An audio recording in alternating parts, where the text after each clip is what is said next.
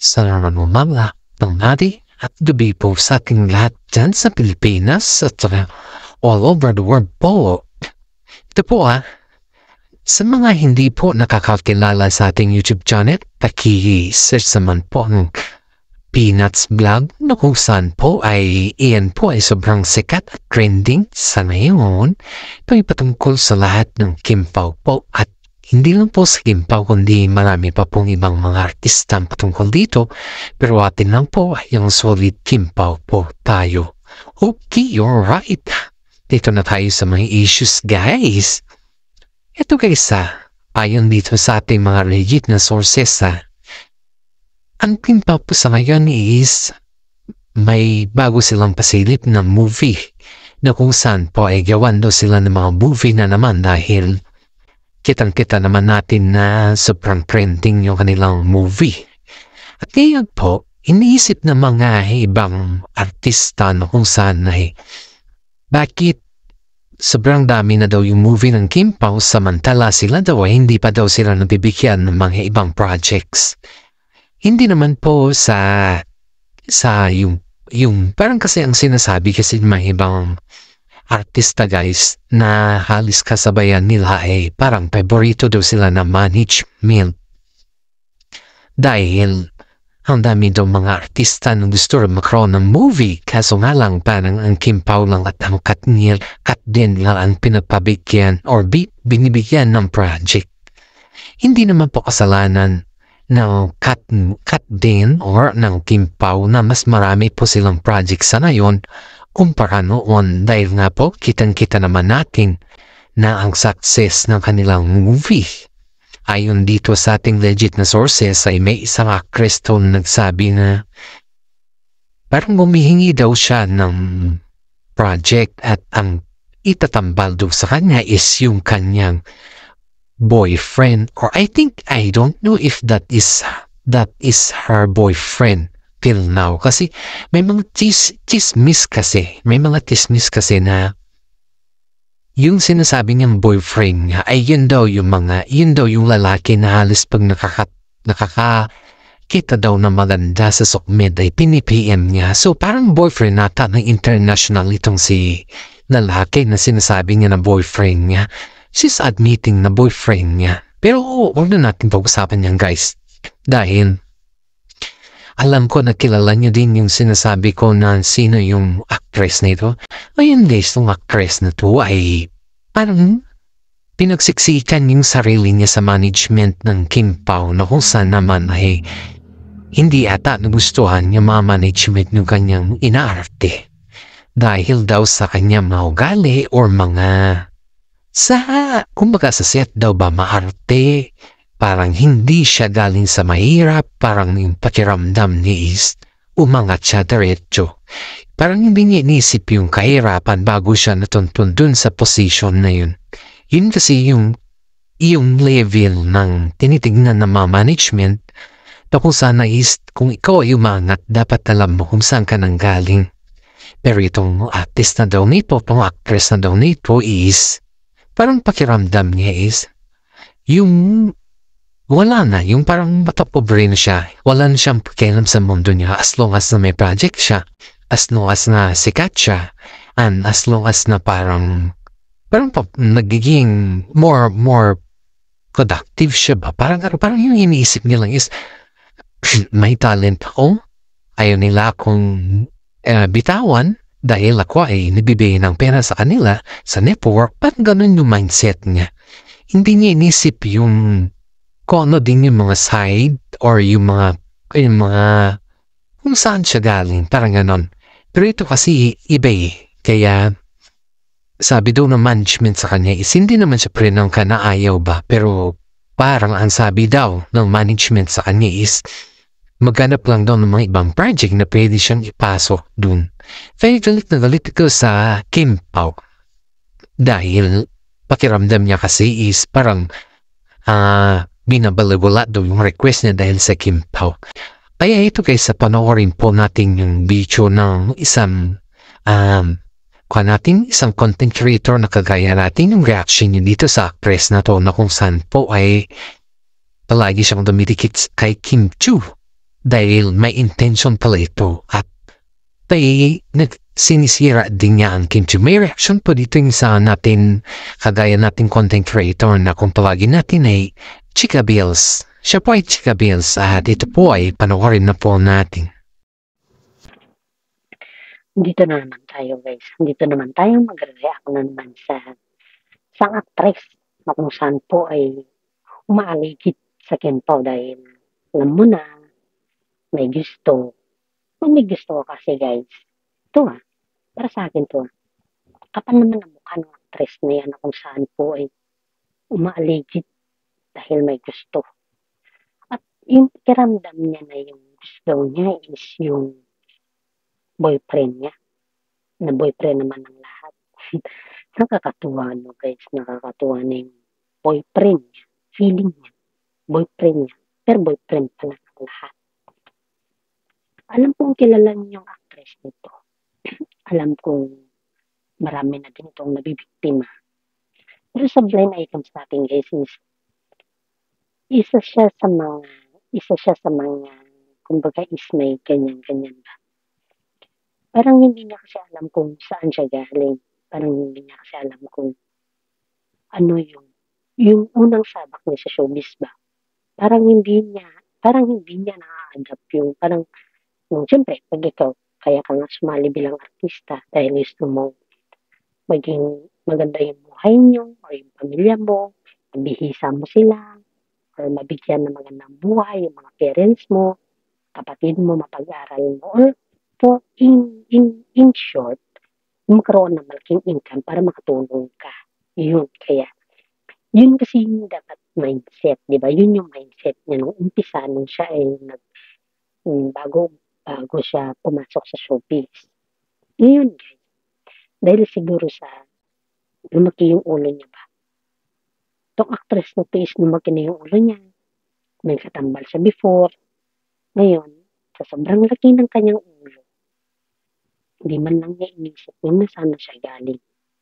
Ngayon, syempre, pag ikaw ay napaisipan or parang kumbaga na-observe ng mga ibang staff or yung mga management na hindi mo alam kung saan ka galing or sobrang laki ng ulo mo or mayabang ka na, parang for short, mayabang ka na, is naglalaylo na rin yung kasikatan mo dyan. Kasi ang hinahanap kasi ng mga management is alam mo kung saan ka galing. Alam mo kung saan ka nung isa. Alam mo yung maawa sa kapwa mo at huwag kang maging mayabang. Kasi pag kung maging mayabang, mawawalan ka ng project. Mawawalan ka ng earnings. Kasi ang pag-aartista naman guys is hindi yan habang buhay. Tingnan ninyo guys. Believe it or not. Sa mga artista na reviews, tingnan mo kung nasaan na sila ngayon. Sige nga, nakakaawa din. Ako hindi ako artista. Isa lang akong content creator. Pero, as I can say, nakikita ko yung mga ibang artista na yung sobrang taas nila noon. Ngayon, nawala na sila ng trabaho. Naging, yung bang hindi na sila kinuha ng mga management dahil may mga background sila. And yet, asan na sila ngayon? Diba? Yun yung iisipin natin na hindi naman lahat or hindi ang pag-aartista ay permanente. Ito, kaya ko ito sinasabi guys. Kaya ko ito linalagyan ng reaction video kasi gusto ko malinawagan or magkaroon ng linaw sa utak ng actress na to na kung saan ay sinisiksik niya ang kanyang sarili sa idolo natin. Dahil gagamitin na naman niya si prinsesa natin.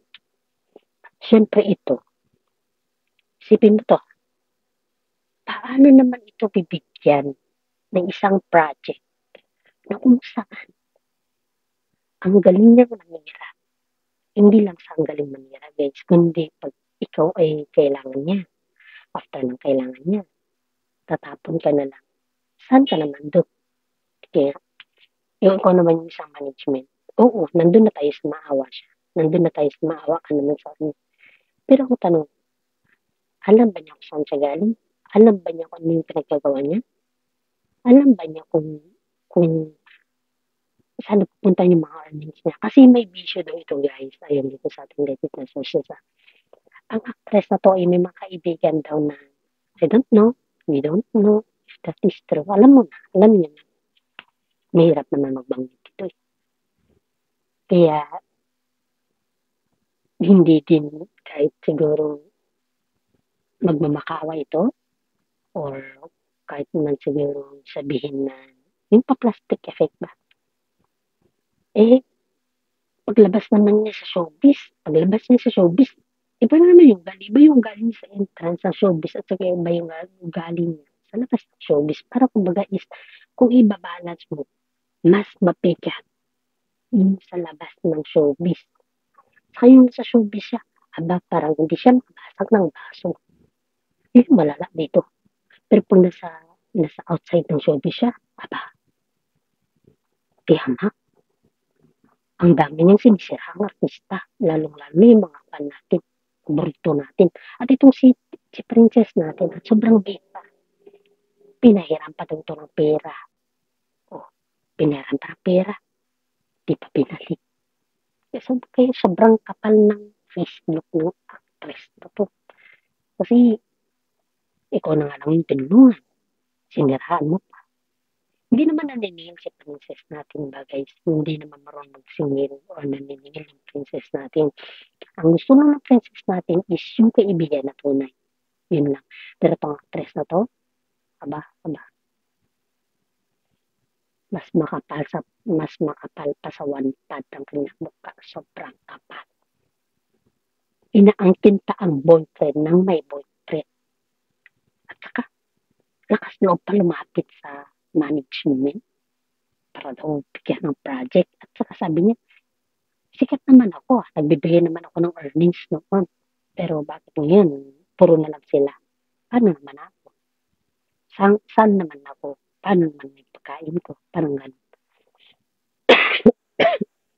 Excuse me guys, bobo ako sa actress. Ito guys ha, isang paalala lang natin. Kapag ikaw kasi ay hindi marunong lumingon sa nanggalingan mo. Sorry guys, buk, nilagnat kasi ako. Pag ikaw kasi hindi ka marunong lumingon sa nanggalingan mo, ibig sabihin yan, habang buhay, hindi mo kilala ang sarili mo. Isipin mo yan guys, isipin mo kung saan, kung bakit? Bakit hindi wala kang project? Bakit ang hirap ka nang bigyan ng project? Parang kumbaga pakakausapin mo yung sarili mo. Dapat tong actress nito ay kinakausap na dapat yung sarili niya. Hindi yung kinakausap niya yung mga ibang management bago yung sarili niya.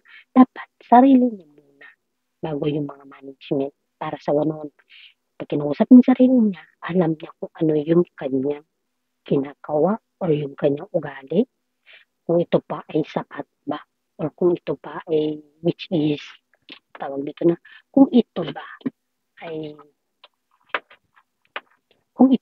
okay ba sa mga iba, mga kampanyang artista, kung paano siya makimingge, ano siya makipaghalubilo, is it okay for them, yung karakter niya, parang gano'n, yun dapat yung iisipin niya kasi ang daming mga actress sa showbiz na ayaw siya. At itong si prinsesa natin, hindi naman siya namimili. Pero ang daming nagsasabi na disbalance yung ugali nitong actress. Pinapaiwas nga itong actress na to eh. Kaya sinasabi nila masyado daw itong sexy sa prinsesa natin. Kaya nga itong si Papa P, si Daddy P, kayo ko magbanggit ha. Si Daddy P is tahimik siya. Sinasabihan na iwasan na ito dahil hindi ito maganda sa background nating dalawa. Dahil tayo ay alam naman ng lahat na tayo napaka-humble at mapait. Baka mamaya, itong actress na itong manira sa ay, itong actress na to, kung nandito ka lang, gigil na gigil ako sa'yo. Ang dami nang gigil-gil sa'yo. Kakasira ka. Kakasira ka ng tambala. Alam mo yun, kakasira ka. Kung dito ka lang, ayawan ko na lang. kayo sa mga solid na kimpaw dyan. Praise up. Saludo ako sa inyo. Ito po yung reaction video ko. Para naman, malaman ng actress na yan kung saan din siya galing. At hindi puro itseche-buritso, puro may bisyo or whatsoever dyan. Hindi ako pabor sa ganyan, guys. Sa mga hindi po pabor, paki-comment nyo dito. Hindi po pabor. Kaya ito ang ating reaction video sa actress na yan na kung saan is may black hidden agenda sa idolo natin sa buhay. At hanggang dito na lang. At maraming salamat. Pakishare naman po ang ating video na to para lahat tayo alam natin kung saan natin pupulutin ang actress niya. Maraming salamat. O kaya narinig nyo na po kung ano yung mga sinabi ni Chikadora natin na isa ding content creator. Yan po yung reaction niya. Sana naman po ay manatili tayong subaybayan din si Chikadora sa kanyang YouTube channel. At hanggang dito na lang po ang ating YouTube channel. Maraming salamat. God bless po sa ating lahat.